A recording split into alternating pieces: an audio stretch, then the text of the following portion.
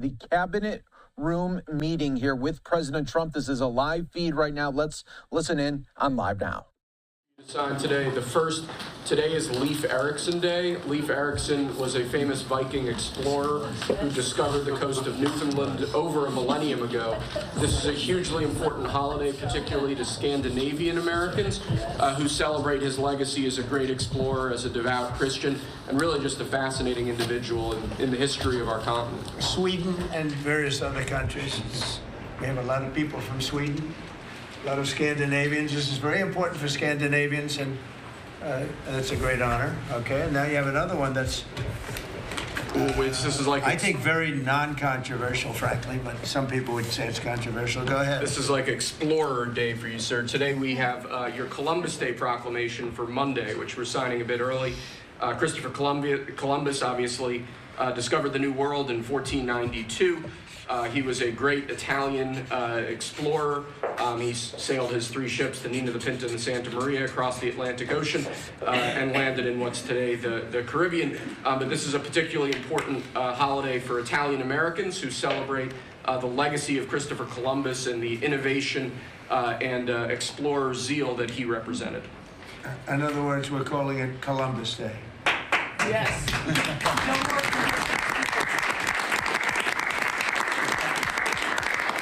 That was the press that broke out in applause.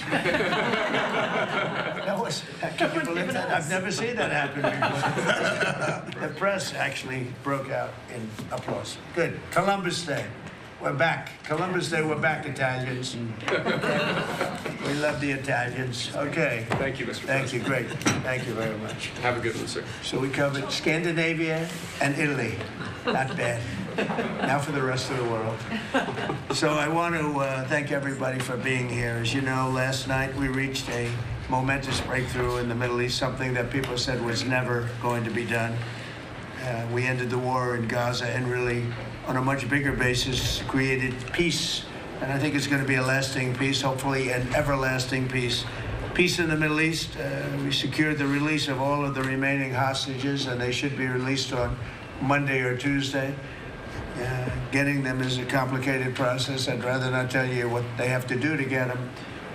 There are places you don't want to be, but we are getting the hostages back on Tuesday, Monday or Tuesday, and that'll be a day of joy. I'm going to try and make a trip over. We're going to try and get over there, and we're working on the timing, the exact timing. We're going to go to Egypt, where we'll have a signing, an additional signing. We've already had a signing representing me, but we're going to have an official signing. And the amazing thing is all of the countries over there, from Qatar to Saudi Arabia to UAE to all of them, I mean, the rich ones, the less than rich ones, they've all come together, something which is amazing, actually. They've all come together for this, and they're really probably the best relationships they've ever had. So it's been really something incredible that nobody thought it was possible to get it done. And very importantly, the hostages are coming back. As you know, they consider them hostages. They talk about them as hostages, but there are approximately 28 dead people, mostly young, mostly men, but and boys. I mean, boys. The one woman talked about her baby. Her baby's 25 years old, but you know, to her it's her baby, and we're bringing them home. We're getting everything, and to those parents, the dead young man is just as important, as though this person were alive. It's amazing. I've never seen anything quite like it. I've been very much involved. I've never seen anything quite like it. But it's really peace in the Middle East. And you remember October 7th was terrible, but also from the Hamas standpoint, they probably lost 70,000 people. That's big retribution. That's big retribution. But at some point, that whole thing has to stop, and we're going to see to it. Gaza is going to be slowly redone. You have tremendous wealth in that part of the world by certain countries, and just a small part of that, what they make will do wonders for for Gaza. And I think you're going to see some tremendous countries stepping up and putting up a lot of money and taking care of things. But there's tremendous spirit like I haven't seen. And even the news, I won't call it fake news for this purpose, because they really were very fair today, I must tell you, in all cases. But they covered it very well. They covered it very fairly. Everybody loves it, everybody. People that were never giving us a fair shake, frankly, they can't even believe it. They're so, they're amazed by it. A lot of people are. But it was just everything came together. I think the attack was very important on Iran, because let's say that didn't happen, they'd probably by now have a nuclear weapon, numerous nuclear weapons, and therefore, even if we signed a deal, there'd be a big dark cloud over it, and it wouldn't be the same thing. So Iran's different, but Iran wants to work on peace now. They've informed us, and they've acknowledged that they are totally in favor of this deal. They think it's a great thing. So we appreciate that, and we'll work with Iran. As you know, we have major sanctions on Iran and lots of other things. We would like to see them be able to rebuild their country too, but they can't have a nuclear weapon. So I want to express my tremendous gratitude to the leaders of Qatar, Egypt, and Turkey for helping us reach this incredible day and for being there. They were there with us all the way. And of course, as you know, Saudi Arabia and Jordan and so many. I will tell you, President Erdogan was personally involved in dealing with Hamas and some of the others. He's been great. They've all been really amazing. Indonesia's been amazing. Indonesia's been fantastic. The whole world has come together for this. People that didn't get along, people that didn't like each other, neighboring countries that frankly didn't like each other, but now it's just this moment in time. So we look forward to welcoming the hostages, like you can't believe, home to their families, and that'll take place early next week. We hope Monday or Tuesday.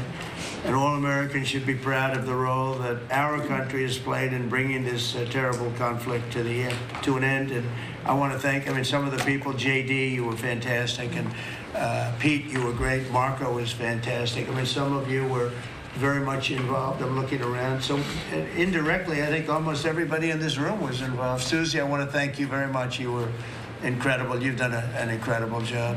So, and yes, John, what you've done was invaluable. CIA, John Ratcliffe, and he's done an incredible job. So I want to thank you all, and if I'm missing anybody, I apologize, but you've been amazing. And then you have Steve Witkoff, who worked so hard. And you remember we settled 7, this is number 8, we settled 7 wars or major conflicts, but wars. And this is number 8.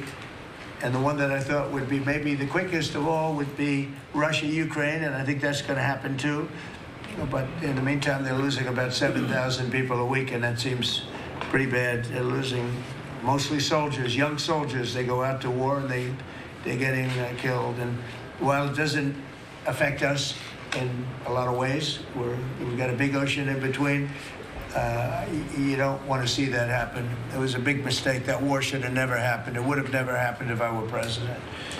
So we're here this morning for a cabinet meeting as my administration continues to deliver for the American people, despite the radical left lunatics that shut down our government. You have Democrats that they've lost their way. They have no leadership. We don't even know who to deal with over there. At least they know who to deal with. We have no idea who we're dealing with over there.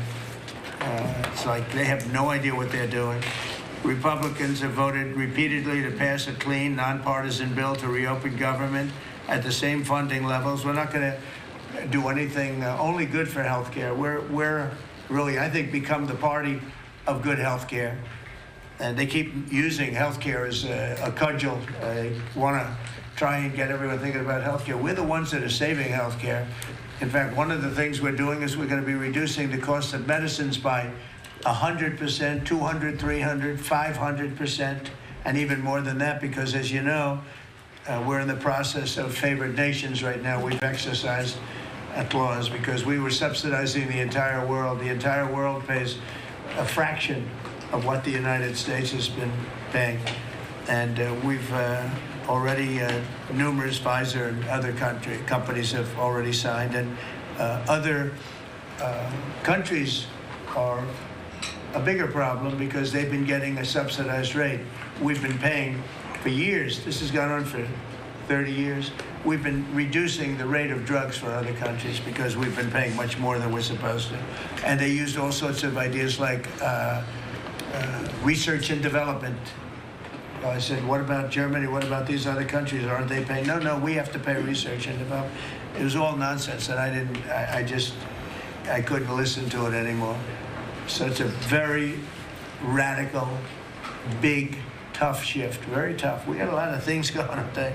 But, you know, and you probably heard me say this in my first term, I think it was my third year, we reduced drugs from the beginning of the year to the end of the year. And I was so proud of it. I actually had a news conference to announce it, and it was 1/8 of 1%. Think of that, which is barely a reduction. But it's the first time in 28 years that there was a reduction in drug prices for the year. So from the beginning to the end, it was 1/8 of 1%. And I was so proud of myself. I did something that nobody else could do. But when I started to think about it, I said, it doesn't make sense. And then I'm starting to look at numbers where a pill or a treatment or some pharmaceutical product is selling in Europe for 10% of what we pay for in New York City or in any one of our places, and cities, states. And then I see people leaving for other countries to go buy their pharmaceuticals, where they make journeys to various other countries, including Europe, where they got the best bargains of all. And I put an end to it. It's over. And now we're, you know, in major, I guess, disputes, but we're winning the disputes by a lot. With the countries, a couple of countries said, we won't do this. I said, well, it's unfair that we're paying 10%, and, you know, you're paying just a fraction of what we're paying for the same product made in the same plant. And they said, well, we're not going to do it. I said, that's okay. You don't have to do it, but I'm going to put a tariff of 9% or 7% or whatever the amount of money is, and I'm going to put a tariff on your country for the amount of money that you're taking advantage of us for. No, you can't. I said, yeah, I can do that. I'm going to do that. And they would immediately agree. And it'd make the tariff substantially more than the number we're talking about. And they would immediately agree. So we have the consent, I think, Bobby, of every country, essentially. They know that if they don't do it, we're going to put a tariff on for double the price, and then they're going to do it. So we never had that before. You never had anybody in here that knew what the hell they were doing, I'll be honest. It really it makes me angry. Because for years and years, and this started many years ago, and basically we subsidize the world. So this is going to have a huge positive impact on Medicare, Medicaid, even Social Security. But anything where there's pharmaceuticals, drugs involved, it's going to have a tremendous impact. So we're going to get drug reductions of 100%. I told you 1/8 of 1% that I was proud of myself. Now you're going to get 100%, 150%, 200, 300, 400, 500%. You're going to get the biggest drug reductions that you've ever seen. And they're already, I guess they're starting to kick in, but we've made deals with numerous companies and we're going for the full board. We want whatever the price is. So that would mean that the world price, because the world is bigger than the United States, a lot more people, but the world price will go up a little bit and our price will come down a lot. So if a pill sells for $10 in London and $100 here, the pill will go to $20 in London and $20 for us. It's pretty simple. And that is a number that nobody can even fathom. It's a little like tariffs. Nobody knew how big they were. Nobody knew until they started seeing the trillions of dollars that have come in. I don't know why they didn't understand it. It's something they should have understood. We were taken advantage of for years with tariffs, and now I don't want to say we're taking advantage, but we've become a very strong country because of the money that's coming in.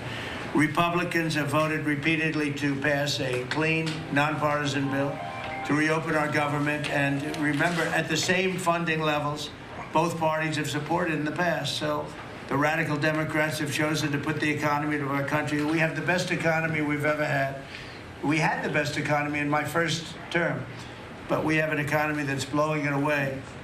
And we have the Democrats that are trying to obstruct. They don't want to have a good economy. I don't think they want to have a good country. That's why they try and stop our law enforcement from doing what we did in Washington, D.C. Washington, D.C., we have a great, safe, beautiful capital right now. Beautiful. It's so safe. You can walk down the street. Numerous people standing before me were mugged.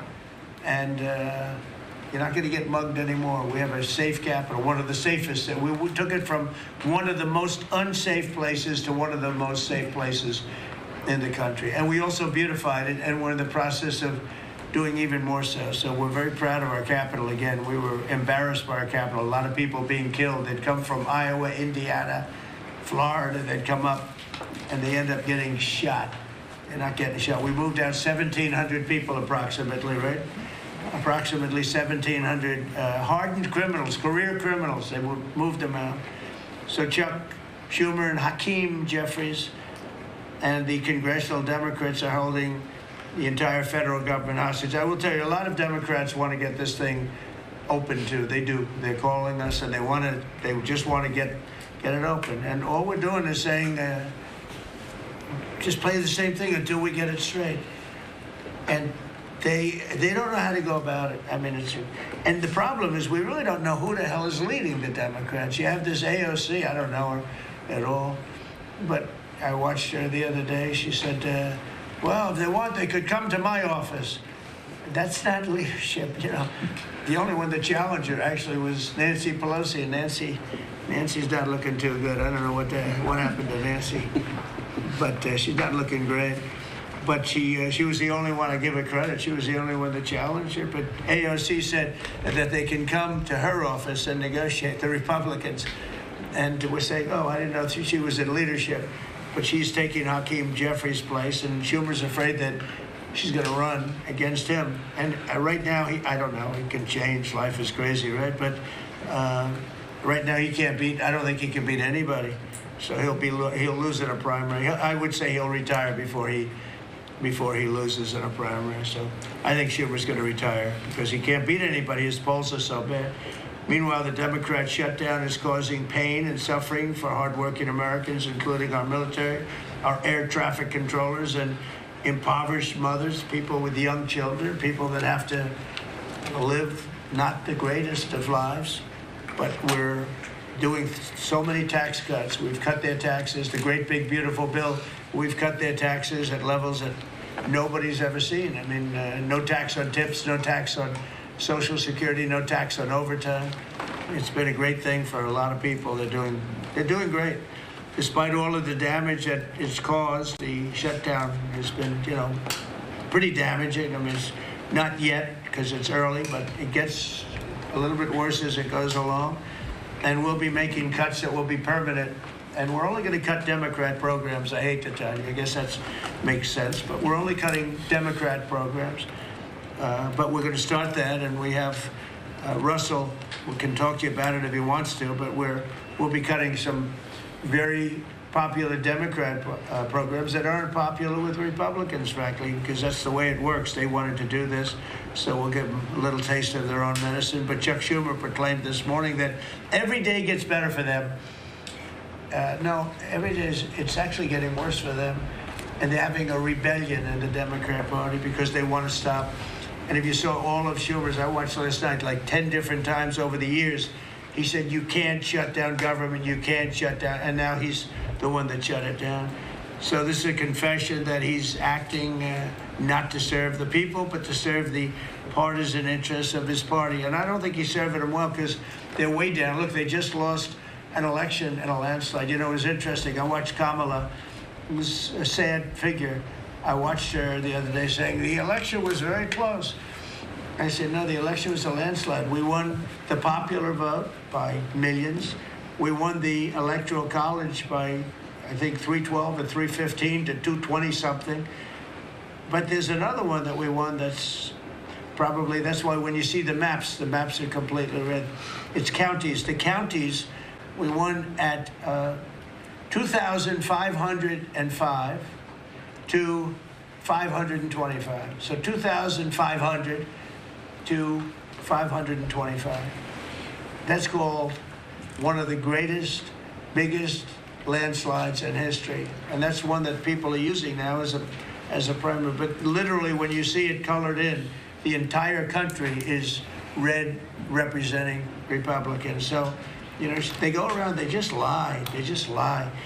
And everything's a big lie with them. Well, the other side, and the other thing I don't understand is, Christie, I looked at crime numbers in Chicago. They're through the roof. And I have a governor who stands up every day and tells us how wonderful Chicago is. It's just a lie. It's like a con job. It's like Gavin Newsom. He says how well he's doing in California, and they're doing terribly.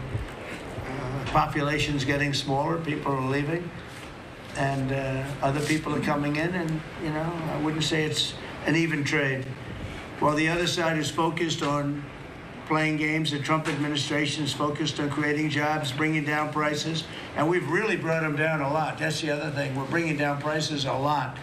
We're bringing down grocery prices, but the big thing is energy. When you bring down energy, everything comes down, and the energy prices are way down. I see we're down to about $61 now a barrel. And what gasoline's going to be, I think gasoline's going to be below $2 at some point in the pretty near future. It's very low, much lower than it was under Sleepy Joe. And we're restoring law and order in our country, and we're restoring it here, but we're restoring it right now. We're in Memphis, we're going to Chicago, we're going to other cities. Many governors are asking us to, including Democrats are trying to ask. I don't know what the big problem is. If I were a Democrat governor, I'd be saying, whatever you can do to get crime down, I'll take anybody.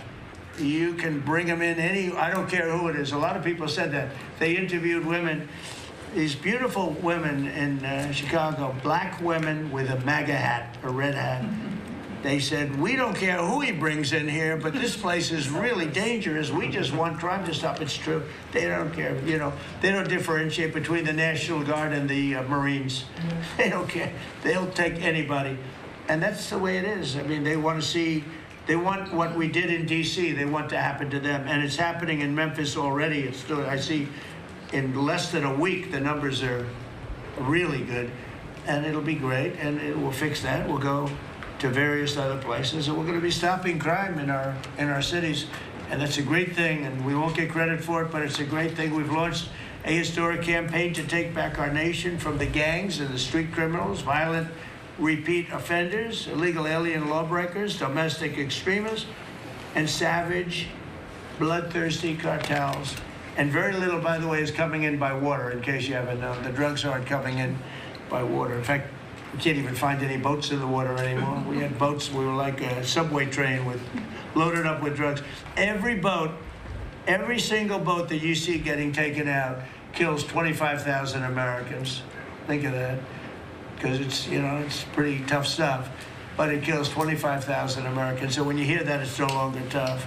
But here in Washington, we've deployed federal law enforcement and National Guard to restore public safety, and we're working to replicate that in numerous places all over the country. And we have a very powerful military. We have a very powerful National Guard. I want to thank the governor of Texas, who has been, as usual, great.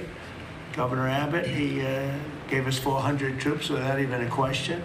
And we have other governors likewise doing what has to be done, because they know we have to confront crime. We're directly confronting the sinister threat of left-wing domestic terrorism and violence, including the terrorist group Antifa. You saw that yesterday. We had a news conference. Antifa's out of control in Portland and other places, but mostly Portland in the case of Antifa. And we had people that were really badly affected by them. It was terrible. So one of those things, but we're knocking the hell out of them. And we're looking for the people that are funding them, and those people are going to be just as guilty as the people that smack people over the head with a baseball bat. And I'd like now to ask Attorney General Bondi and Secretary Noem to discuss this a little bit and tell where we are. And then we'll go around the room. We'll go quickly. We're going to go quickly if we can, because we have a lot of things to do, including I won't be spending that much time here because I'll be leaving fairly soon for the Middle East. And I'm very honored to be involved with that, I'll tell you. It's a great thing for our country. People are so happy about it. I've never experienced anything quite like it. I've never seen such universal praise for being able to do something. No, it's something that nobody thought was possible, and we're going to end up having peace in the Middle East. Who would have thought? So, Pam, could you start, and then Christy, please. Sure, President Trump, and despite the Democrat shutdown of our government, our law enforcement officers are out there working without paychecks, round the clock, to keep and make America safe. Secretary Hegseth and I were recently in Memphis. We had 1,100 law enforcement officers in one room with us. The Memphis PD, they were the happiest to see us, don't you think, Secretary Hegseth, of anyone? We had ATF, DEA, FBI, U.S. Marshals. I'm not sure if our park police were there. We had Treasury, Secretary Vance, and of course we had Secretary Noem's Homeland Security, all working together with the Guard. They were so happy to have us there. We've been making arrests left and right. So far, we made 562 arrests and seized 144 illegal guns just in the short time we've been in Memphis. And many of these people are career criminals. And when you take them out of a place, your crime rate just goes down. These people commit crimes every single day. They're sick. And we're taking them out. In some cases, we're bringing them back to their countries where Biden allowed, with the stupid open borders that we had in our country, to come in. But they're being brought back to other places, or they're being put in jail, but they're career criminals. President Trump, last night alone, we made 91 arrests, 19 firearms off the streets, and one was a warrant for a homicide, and 4 sex offenders who had active warrants. One was a sex offender on a child. Everything we did in Memphis was worth it, in my opinion, for that one arrest. Think about that. We got a child rapist off the streets, but yet we've made 562 arrests and still going strong in Memphis. Just what we did in D.C. But it's because it's all of us as a team working for you to make America safe, all together, round the clock. Thank you very much. Thank you, Pam. Thank You're you, doing a great President job. Trump. And it's amazing that we're not getting cooperation from Democrats. It's a new issue. You know, we have all the old issues of the wall and the border and all of the things, men playing in women's sports they still want that, transgender for everybody. All these issues are so crazy, but we have a new one. It's called crime. We stop crime, and they allow crime. They want crime. It doesn't make sense. I think it's as ridiculous as the other things that we talk about all the time. But I've added it onto our list, a 5-letter word called crime. We stop it, and they actually incite it. It's crazy. You would think they'd want them. You'd think they'd want Christy and Pam and all of the people. If we needed the military, Pete will be there. We've got a massive military. We have the best numbers we've ever had for recruitment. We have a lot of people now. We have people that can't get into them. In a great economy, they want to be soldiers again. A year ago, they didn't want to even think about it. Same thing as with police and firemen, everything. They want to join. They're proud of our country again. Christy, go ahead, please. Well, sir, thank you for your leadership and for deploying all of government to help us keep our country safe. You have talked extensively about how threatened our ICE officers are, but all of our law enforcement out there. Shooting in Dallas at that facility. So we're hardening all of our buildings and making sure that we have more security measures, snipers on the roof, people to protect our law enforcement while they're out there on the streets. But what I'm also doing, sir, is, and with your authority, is we're purchasing more buildings in Chicago to operate out of. We're going to not back off. In fact, we're doubling down, and we're going to be in more parts of Chicago in response to the people there. And then I was there a few days ago and looked at some facilities that we can deploy more law enforcement out of.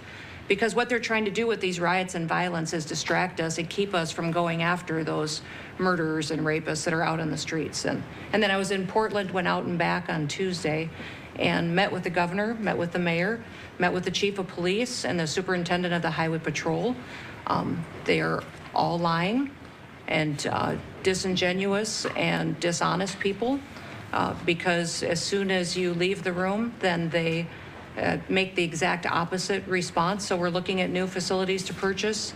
They're in Portland too, and we're going to double down. And I told them if they didn't meet our demands for safety and security on the streets and work with us, then we were going to bring in more federal law enforcement. So I want to thank Pete and the Department of War for all their help. They've been fantastic, but while we fight litigation and work with Pam on that, we're going to send more of our resources and men and women out there to keep everybody safe. So no worries. What we see in DC and what we see in Memphis for benefits for people in the safety and security, we'll see that in Chicago and Portland. And the numbers in Memphis, it's only a week, but the numbers have been amazing, I understand. That's exactly right. The crime numbers are way down. Fantastic, and it shows what a partnership can be between local law enforcement and the federal government. And if we have to do it the hard way in Portland and Chicago, we will. But the people demand the safety. Trump, my lawyers are in court right now as we speak for you, arguing in Chicago and Portland to keep them safe, to bring in the guard. The government doesn't want it there, but we do. We're going to keep their citizens safe, thanks to you. The people want it. I don't understand the politics of it. I don't understand why Pritzker is trying to protect people that are. They're more scared of the anarchists that are on the street and the politics of it than they are of doing the right thing. I think they're afraid. Yeah, they are. They're scared. Threatened. They don't tell us, but I think Pritzker's threatened by people because there's no other reason that this could be possible, that they don't want to have a safe Chicago. And we can solve the problem very quickly. And we're doing that anyway, regardless of if he doesn't want it or if he does want it, we're doing it anyway. So I asked the mayor that himself. He said that Portland was perfectly safe, a beautiful city, no problems. And I said, well, why did you clear the streets for me today then and build out a 4-block radius to make sure I could get in and out of here? And these people on the street screaming death to ICE. There's graffiti that says Molotovs melt ice. We have the guillotines. We're going to use them. Portland's almost different. It's like anarchists. It is. It really is. It's really different than a lot of the awful. others. This is a sick situation, but those are anarchists. Those are people that want to overthrow government. They're really degenerates. And we're finding out who is supplying all of those beautiful signs and everything else. Well, Scott's been fantastic. His team finding the financial networks is great. That's what gives everybody Scott hope. will do that. That's easy for Scott. We got a great team, sir. That's good. How about we go to Marco? You can talk a little bit about what's going on and well, go ahead. Yeah, Mr. President. I don't know one day perhaps the entire story will be told about the events of yesterday, but suffice it to say, it's not an exaggeration that none of it would have been possible without the President of the United States being involved.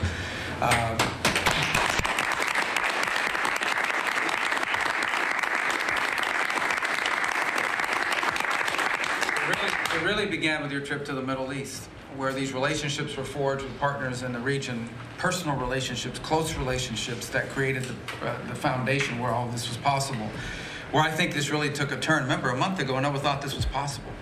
Where it really took a turn about a month ago, less than a couple weeks ago, is when we were at the United Nations and you convened a historic meeting, not simply of Arab countries, but of Muslim-majority countries from around the world, including Indonesia was there, Pakistan was there, and created this coalition behind this plan.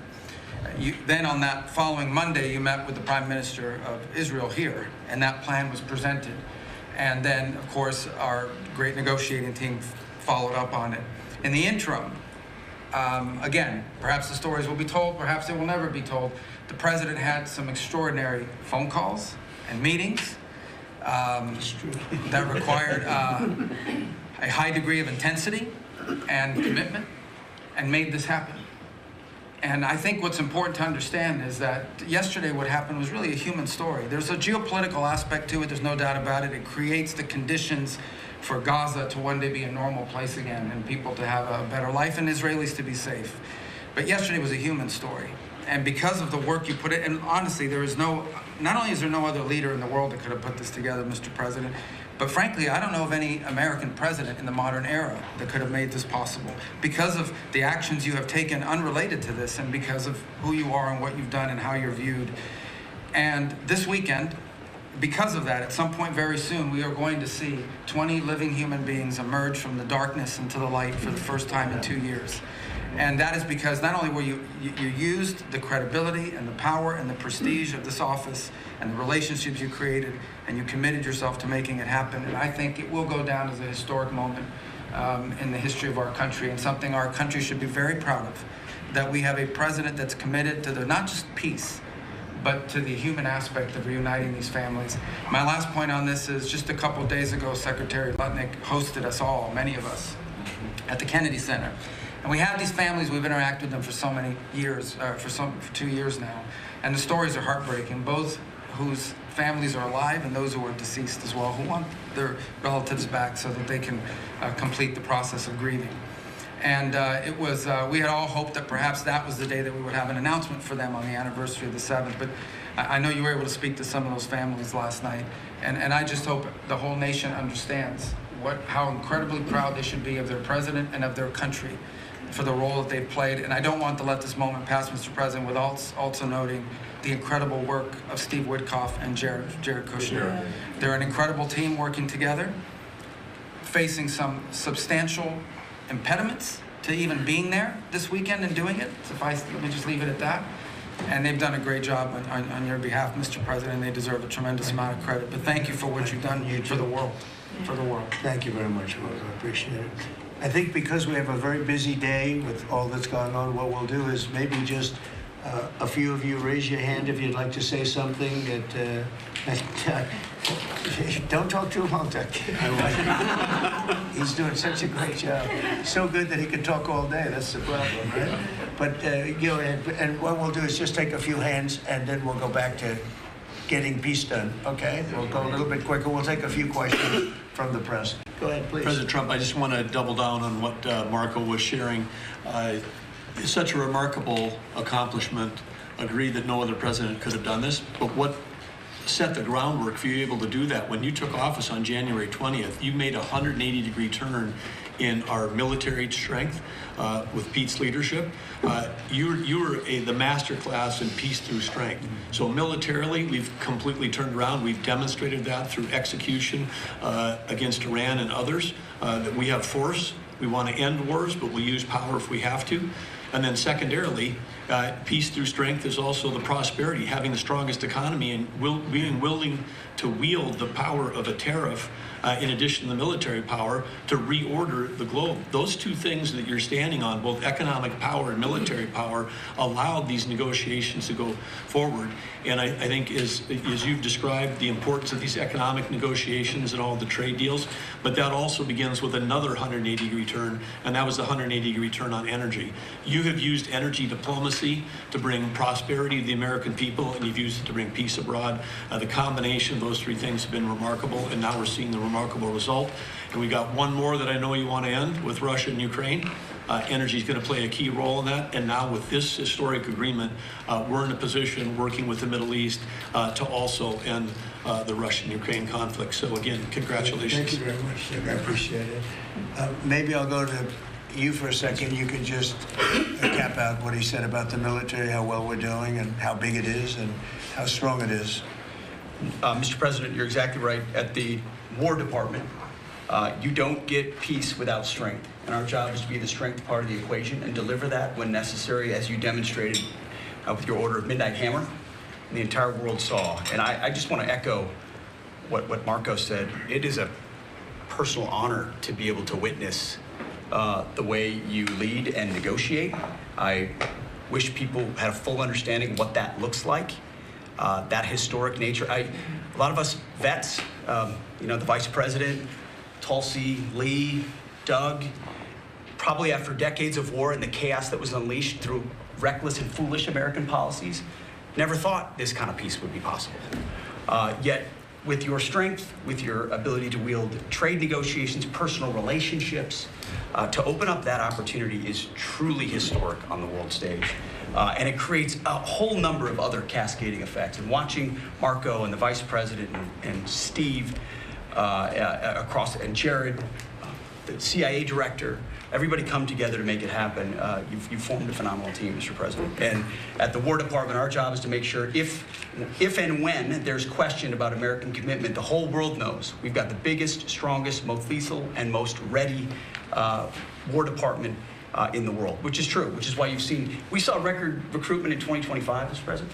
The first 2 weeks of 2026 already blows that out. FY 2026 already blows it out of the water. In fact, reenlistment has already met its year-long goal in the Marine Corps in 2026. Okay. You can't, there's no other way to create that kind of love and enthusiasm than with your leadership, sir. And it is an honor to work with Pam and with Christy and the cities across the country to make sure American citizens and law enforcement are protected with our National Guard. That's a core mission. And last thing, Mr. President, on the southwest border, the first group that rotated in to lock down that border to 0 crossings is now rotating out. And with a new border medal, the Southwest Border Medal, or it's actually called the Mexican Border Medal, revived from 1918, that will be pinning on their chest. So thank you for renaming the department, and we're trying to live up to it every day. Thank you, sir. I mean, think of this. We have record numbers of recruitment. 1 year ago, there were stories, front-page stories, that we couldn't get anybody to join the Army, Navy, Air Force, Marines, Coast Guard. My beautiful, I call it our beautiful Space Force. I love our Space Force. It's turned out to be very important. But we couldn't get anybody to join. Nobody wanted to join, including our police and fire. They didn't want to join anything. Recruitment was embarrassing. We couldn't get anybody. And now we're brimming. Now it's, and they're getting in based on merit now. A soldier's a soldier. They come in now based on merit, not based on woke stuff that anybody can qualify. You have to qualify for jobs. You have to qualify for certain types of jobs. And it's amazing. So we were embarrassed a year ago. Think of it, a little bit more than a year ago. I think it stopped on November 5th. I think it really started, this all started on November 5th, the election day. But now everybody wants to be, and we have an overabundance, and maybe we should raise it a little bit. I don't know. I like that idea, sir. But we could raise it. But we have so many people want to join, and they're proud of our country again. JD, could I ask you to say a few words? Yes, sir. So just a couple of things. Mr. President, first of all, congratulations on yesterday. It was a big day. To Marco, to Susie, to the entire team. But in particular, viewing it from this perspective where for months, the fake news media attacked you, attacked the entire team, attacked your approach. You know, the definition of insanity is to do the same thing again and again, expecting a different result. The reason we're here is because the president actually charted a different course with a different team. He vested a lot of authority in Steve Witkoff in particular, and that's why we're here. It's because you did something different, and I think it's important to recognize that. I also think the president, you know, Marco mentioned the president's personal touch being a big part of this. The one thing I would say is obviously the president of the United States, a New York real estate billionaire, one of the most famous New Yorkers in the world, has a lot of interaction with a lot of people who are very pro-Israel. I think that was an important set of experiences and life experiences that he brought to the table. He also, of course, knew one of the most famous Palestinians in the world, Chuck Schumer. And I think without that background of knowledge, it would have been impossible to get us to this point. Second thing I would say, just on Chuck Schumer, the president mentioned this, that Chuck Schumer said this has been very good for us this morning about the shutdown. One of the things that we talked about before all the media came in and that all of us are going to work on for the rest of the day, we've been working on for days, is how to make the shutdown as painless as possible on the American people. So while Chuck Schumer brags about this being good, and I think the president is right, it's not good for him politically as much as he might think that it is. It's causing real consequences for the American people. There's a low-income food program, the WIC program, that my mom actually used when I was a baby. That program is about to be underfunded, and it's about to get cut off because Chuck Schumer won't open the government. We have troops. The Secretary of War mentioned how well we're doing on recruitment. We're trying to figure out how to pay our troops because Chuck Schumer is shutting down the U.S. government. There are veterans benefits that are going to suffer. There are Americans that are going to suffer because Chuck Schumer refuses to do his job. So while we're all celebrating this incredible success that we've had on the world stage, the country could be doing so much better if Chuck Schumer did his job and opened the government.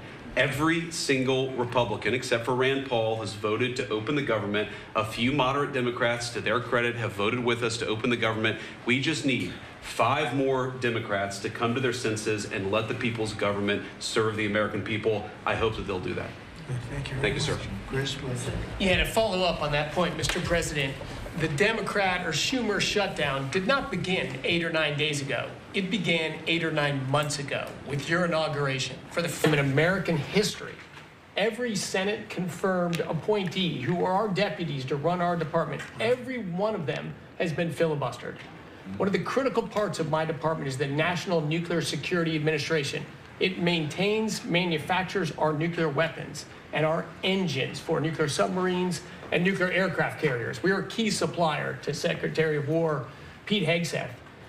They filibustered, the Democrats filibustered the leader, the administrator of the National Nuclear Security Administration, would not let him come into my department until the Republicans 2 weeks ago changed the Senate rules so they could confirm him and we could have a leader. They filibustered the leadership, now they're filibustering the funding.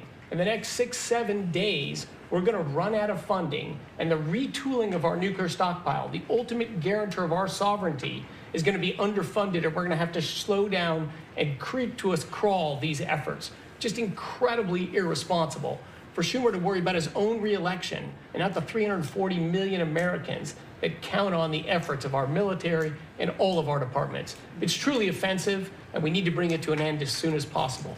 Let's open the government back up. And you're doing a great job. Thank you very much. Bobby, did you want to say something? You got a lot of things happening. A lot of things. A lot of very positive things, actually. Mr. President, I'm glad you're getting bipartisan accolades on the Mideast peace agreement. You should also get bipartisan accolades on the MFN agreement. It is a historic agreement that's going to benefit every hardworking American. It's going to lower the price of drugs for every American. By the time this administration is over, we will have 95% of the drugs in this country will be the lowest price in the world.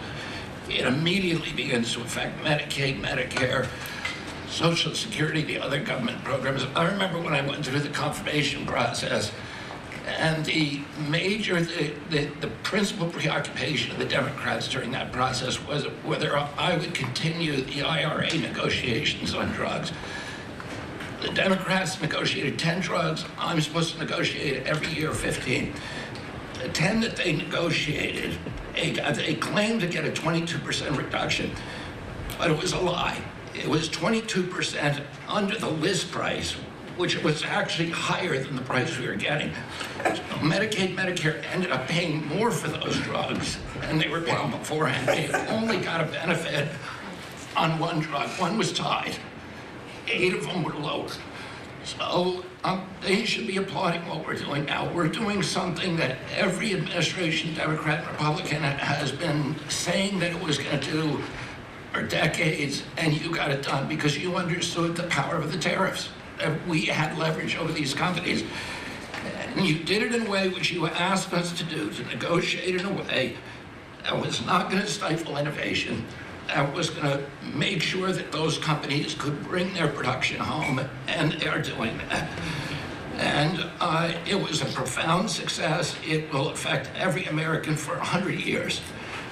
And you should be getting bipartisan accolades on that. I'll say one other thing about Tylenol, only because of this. This morning before I came in here, somebody showed me a TikTok video of a pregnant woman at 8 months pregnant. She is an associate professor at the Columbia Medical School. And she is saying F Trump and gobbling Tylenol with her baby in her placenta. And the level of Trump derangement syndrome has now left the political landscapes, and it is now in the realm of pathology. And a mother could overwhelm millions of years of maternal instinct to put her baby at risk. And all you have to do is look at the studies which you and I talked about. It's not dispositive that causes autism. It is so suggestive that anybody who takes this stuff during pregnancy, unless they have to, is irresponsible. There are 15 rodent studies. Every one of them shows if you give it to the mother, the babies, and particularly the male babies, have profound neurological and behavioral changes. There is a study from Johns Hopkins on cord blood where they divided women into 3 categories: those who had the least acetaminophen in their cord blood, and those who had the most. The ones with the most had 3.6 times the rate of autism in their children. The middle category had 2.2 times, so it's a dose-related response. And there are dozens of studies that show the countries that use the most with the highest level of autism Cuba has the lowest level in the world of acetaminophen use, and it has the lowest autism rate in the world. So this is not dispositive. It is not proof. We're doing the studies to make the proof. But in the meantime, the precautionary principle should apply, and any mother who is taking this stuff during pregnancy just to get back at Donald Trump is doing something that is pathological. And we're seeing that across the board. I got a lot of other stuff to talk about, but I know we got a short time here. But thank you, Mr. President. You're making our country healthier. Thank you, Bobby. Could you just say, for the record, state what the autism was, let's say, 20 years ago and what it is today? In 1970, the largest epidemiological study in history was performed. 900,000 kids were looked at. They were looking for autism in Wisconsin children. They looked at every child in Wisconsin who was 8 years old. They found an autism rate of 0.7 per 10,000. So almost close to 1 in 20,000, less than 1 in 10,000. Today, the autism rates are nationally are 1 in 31, but it's actually much worse than that because California, which has the best collection system, reports an autism rate of 1 in every 19 children, 1 in every 12.5 boys. This is a national security issue. There is nothing more important, and I'm grateful to you, Mr. President, because you know the flack that you take for talking about this issue. You've shown courage and you've shown leadership, and I can't thank you enough for letting me do this work. Thank you. So think of that, 1 in 20,000, and now it's 1 in 12 for boys, 1 in 18, 19 for girls. So obviously there's something that's artificially, I think, induced, something, whether it's the vaccines in terms of these massive vaccines that are twice the size of a jar like that, of a glass of water like that, I mean, into a baby's body. And I've suggested get them in doses, get them in, maybe 20%, 30%, but smaller, not such a big. I think, that. And we had certain recommendations, the MMR, take them separately. The measles is already separate now, and it works out much better, but there doesn't seem to be any impact if you take it separately. If you take it as a combination, it's not so great. And some other things, but I would say don't take Tylenol if you're pregnant, and when the baby is born, don't give it Tylenol. You can avoid it at all, just don't give it Tylenol. I'll say this. Really, what do you have to lose? You really don't have much to lose. Yeah, go ahead. There's also there's many other confirmation studies. There's 2 studies that show children who are circumcised early have double the rate of autism. And it's highly likely because they're given Tylenol. So, none of this is dispositive, but all of it is stuff that we should be paying attention to. Yeah. But, there's a tremendous amount of proof or evidence, I would say, as a non-doctor, but I've studied this a long time ago. I met Bobby in my office 20 years ago. We were talking about the same thing 20 years ago. And I was a real estate developer. It bothered me that it seemed to be getting worse, but it's so bad now when you hear these numbers. It's not even really sustainable. I don't know how people do it, but there is some very strong evidence on Tylenol. In fact, at one point, I guess the company gave a warning. They still don't recommend it during pregnancy. That's the weird thing. They're not recommending it, and that's the company itself. So just don't take it. Don't take it. If you're a woman, don't take it, and don't give it to the baby when the baby's born, and I think that's going to have an impact. But I'd also get the shots in smaller doses. There are a few things we give, a few things that just seem to be, and I think you'd get that number way back up. Think of it. You have 1 in 20,000, and now it's not even believable when you think that 20,000 drops to 12 children. So that's induced by something that's given or taken, and it should be able to be stopped. And you were talking about the Pennsylvania Dutch, you were talking about the Amish, where they don't take any of this stuff, and they have virtually none, right? They have no autism. So we're doing something very bad. Somebody's been given given some bad things. Other countries, by the way, we have, I think, we have 82 vaccines that we give simultaneously. And I'm a vaccine believer, by the way. I believe in the polio vaccine. I believe in a lot of vaccines. But when you give 82 vaccines in a shot to a little baby that hasn't even formed yet, it's a lot of vaccines. And in Japan, they give a much smaller number. In Germany, they give a much smaller, like 28 vaccines. That's a lot too, but 28 is a lot different than 82. So, but I would say on the Tylenol, don't take it, and that will be. I think it's going to be a big factor. I think it'll be a very good result, and I hope we're going to be able to see that result in the not too distant future. Because certainly, people have heard us loud and clear. That's why I bring it up again. That's why I asked you to talk about it, because this is a horrible thing, and if you don't take it, I mean, you have to tough it through sometimes. There are other things you can do, but you have to tough it out. It's easy for me to say, but I think you're going to see numbers that will be it'll be so significantly improved, and maybe fully improved. I mean, there's something there. There's something going on, and we have to address it. And so I'm addressing it the best I can as a non-doctor, but I'm a man of common sense. Okay, any other questions?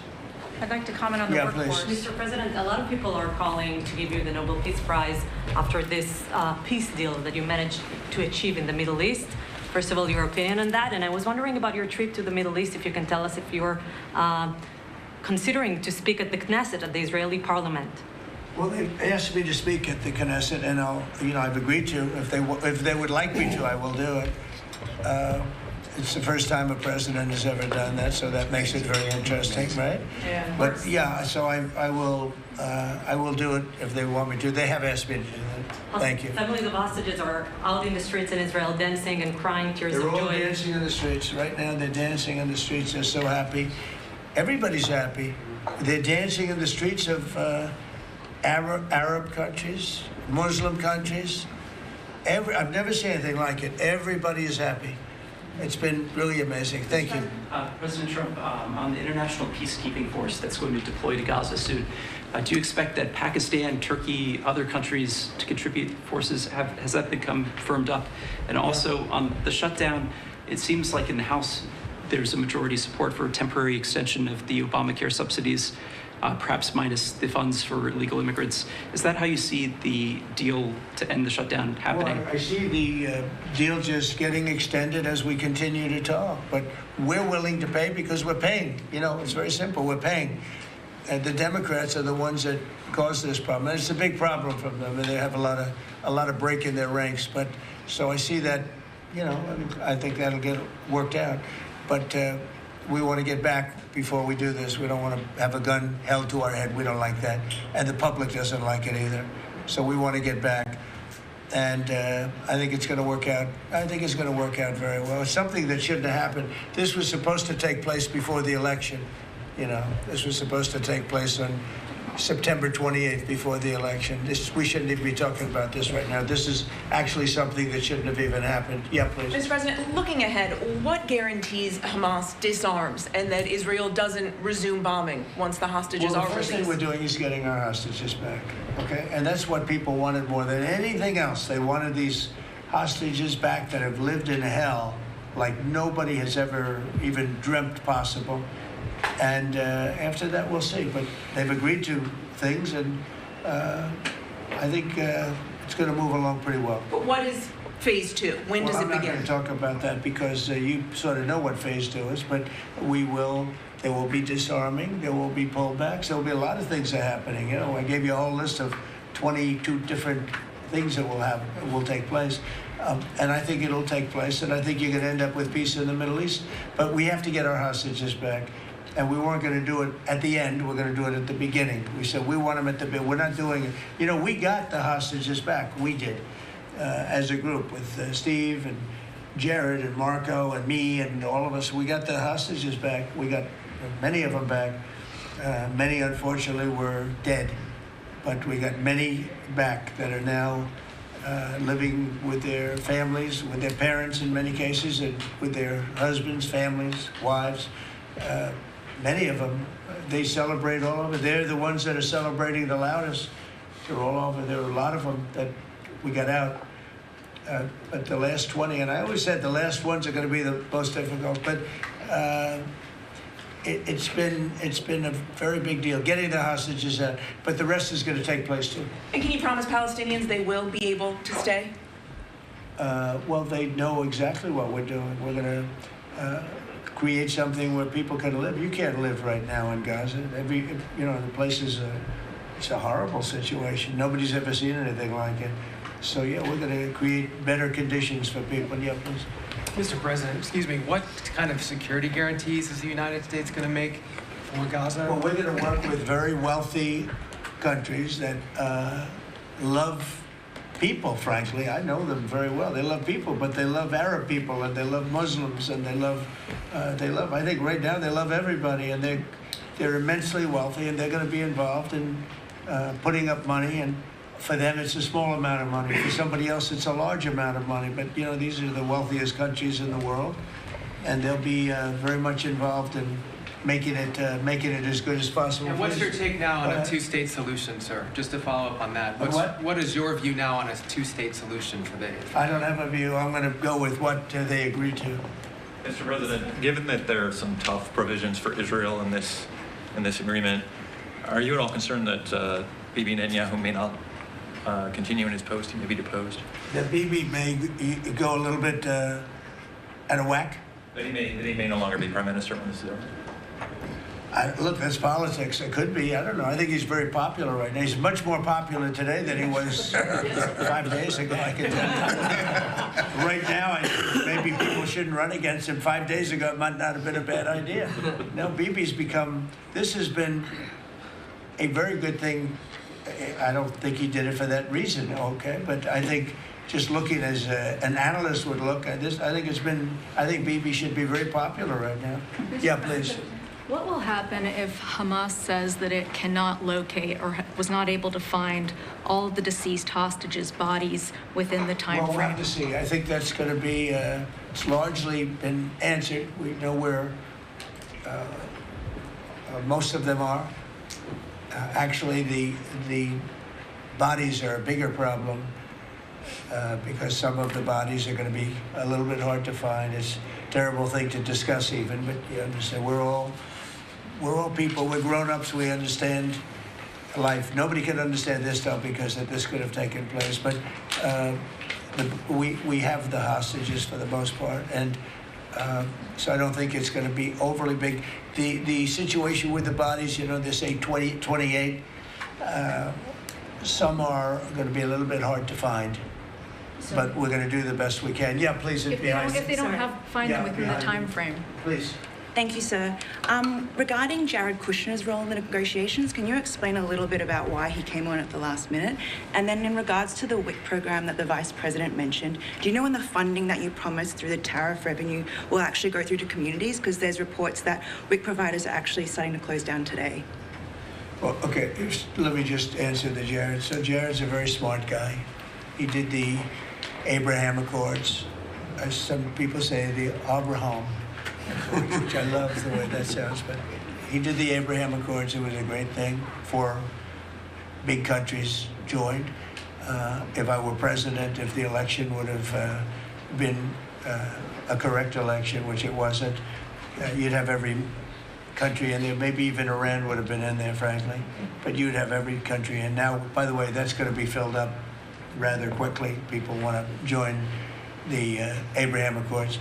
And I put Jared there because he's a very smart person, and he knows the region, knows the people, knows a lot of the players, and the combination of him and Steve Witkoff and Marco and Cooper, who is, as I hear, has been fantastic, and others that were involved. JD was very much involved. I mean, we had a very smart group of people working. We had a lot of different players, different countries, and very diverse countries, very different from each other. They had certain things in common, but they had a lot of things, mostly things that were not at all common to their countries. So we had a very smart group of people. These are high IQ people, okay? I talk about how many low IQ people we have in our government. We got some real low ones, but some shockingly low. But these are very high IQ people, and That's what we want. I like high IQ people. Yeah. Mr. President, thank you. Can I ask you about the China? You're meeting with President Xi. The Chinese have now set to put in new export controls on rare earth minerals, and they've stopped buying soybeans from the U.S. Get out of that meeting now with President Xi. Well, we'll see. I mean, I just heard this a little while ago before we came in, so I haven't been briefed on it.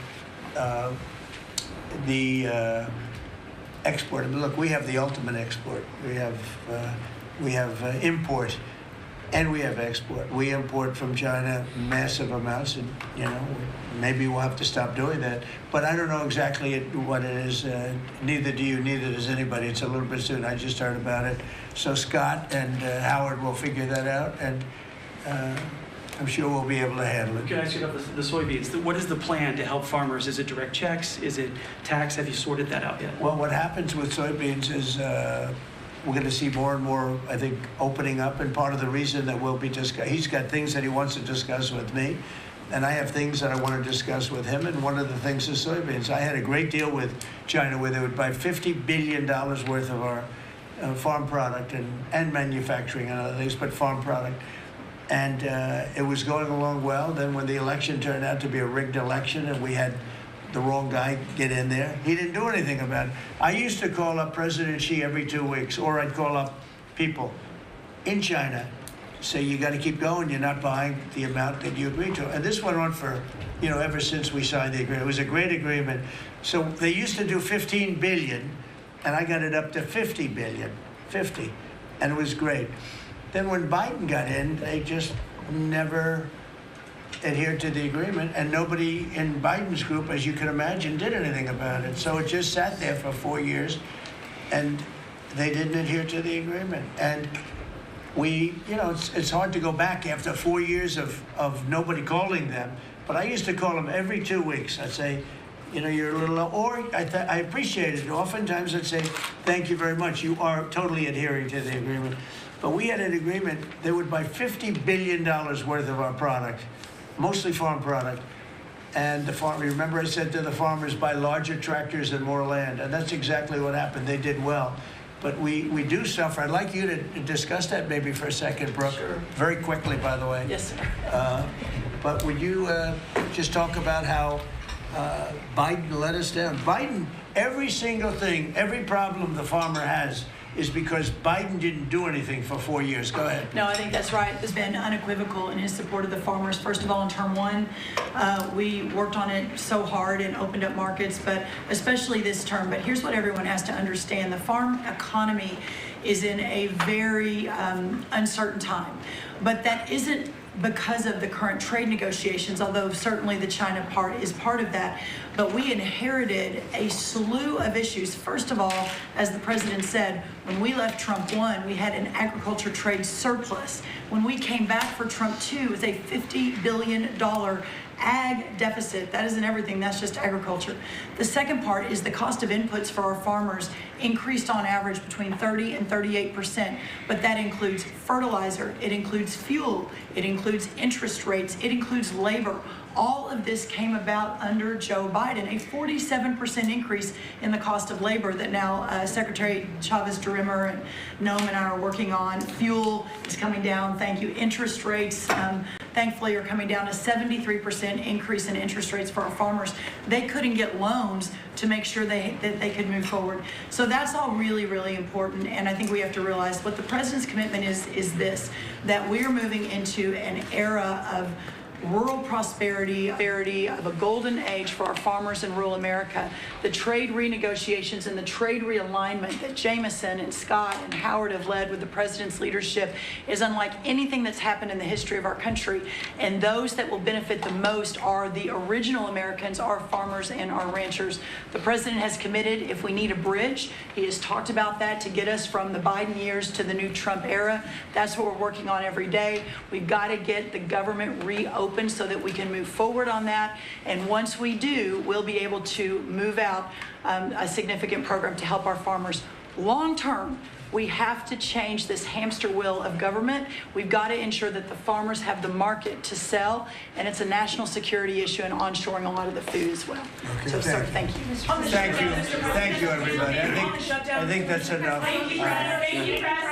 Thank you, The country is doing very well. Thank you very much, everybody. Are you still open to going to Gaza? Thank you. Let's go, press. Thanks, guys. All right, there we go, everyone. President Trump holding this cabinet meeting for more than an hour and 10 minutes, and we brought it to you all right here on Live Now from Fox without any commercial interruption or anything like that. And of course, media taking their questions as well to the president, and President Trump answering them away. So really now the big news story of the day is going to be now learning more about President Trump's travel plans to the Middle East here, and we will be getting you more updates on that as the phase one signings will be taking place soon between President Trump and other leaders there. So we will be bringing that to you here on Live Now from Fox. We'll take a 2-minute break. Stay right here with us. More top stories and headlines when we come back.